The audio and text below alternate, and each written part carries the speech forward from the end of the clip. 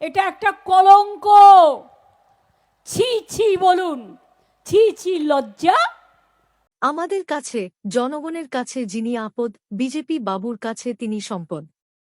স্বরাষ্ট্র প্রতিমন্ত্রীকে নিশীথ প্রামাণিককে নিশানা করে বিজেপিকে কটাক্ষ মমতা বন্দ্যোপাধ্যায়ের।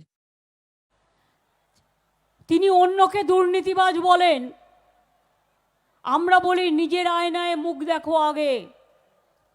Charity begins at home. আমরা তাকে জলপাইগুড়ি থেকে, কুচবিহার থেকে তাড়িয়ে দিয়েছিলাম। কেন তাড়িয়ে দিয়েছিলাম? সে খুন করত, সে দাঙ্গা করত, সে জনগণের টাকা মারত, সে বোম মারত, সে অনেক কিছু পাচার করত। আর তার বিরুদ্ধে আমার কাছে সব লেখা আছে, কত কেস আছে। এত কেস থাকলে কেউ স্বরাষ্ট্রমন্ত্রী হতে পারে? বলুন দেখিনি। আমাদের কাছে যিনি আপদ, জনগণের কাছে, বিজেপি বাবুর কাছে তিনি নাকি সম্পদ। লজ্জাও করে না। এটা একটা কলঙ্ক। ছি ছি বলুন, ছি ছি লজ্জা।